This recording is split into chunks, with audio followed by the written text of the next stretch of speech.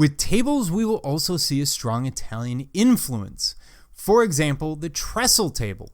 Now in France, it's a trestle table, but you may recognize it as sharing elements of the refectory table that we saw in Italy. For example, we have this very low stretcher. We have the low runners on the legs, and then in this case, we have columns running up. And these are sort of onion-shaped or ball, double ball legs on this. Now we have the Gadruning, which we saw in the past on the table here. And typically these are massive pieces. This is a fairly small example.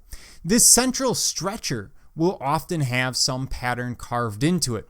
The legs will also start taking on animal characteristics, either as an animal foot or oftentimes as an animal head under certain circumstances.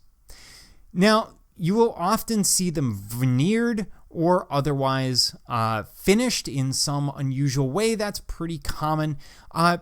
Generally, when you look at very old antique pieces, such as a trestle table, you're going to be looking at a piece that's been refinished at some point during its life. Now, we see a number of other tables throughout the French Renaissance. For example, the draw-leaf table. Now, this is a unique piece. And we're not looking at exactly the same table, but I wanted to show you how it works. The draw-leaf basically goes in underneath the tabletop and allows you to double the size of the table. It works like this. You take off the top, you pull out those two pieces, and then you lay the top back into place, and you create a massive table. Now, you will hear other terms, gate leg and drop leaf, but this is a draw leaf because I'm pulling it out from inside the table rather than folding it up or inserting it in the middle. We'll also see smaller tables, and these are going to become quite common. Now, again, we don't have dining rooms as such, so we still have multi-purpose spaces. You would have a big table, for example, in your living room or in the parlor.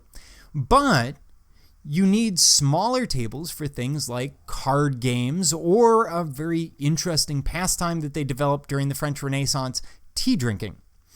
And so we see things like this folding card table. It's a very small table, but again, like the draw table, simply folds out, allowing you to have a much larger surface. There are a couple of pieces in here that would pull out to support those leaves that are folded over the top. And here we see a small, almost like a tea table. And this has what's called an open barley twist, something you don't see a lot of because this is a lot of hand carving and very complex. It's interesting that it's very complex for the leg, but a very simple top.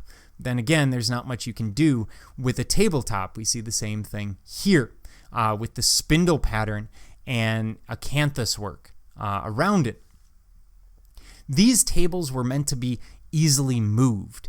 They aren't meant to be folded up necessarily. It's not like our version of a card table where the legs were meant to fold up, but it could be moved around. So you could move it to the corner of the room and then pull it out as needed, maybe to your chair or to your bench.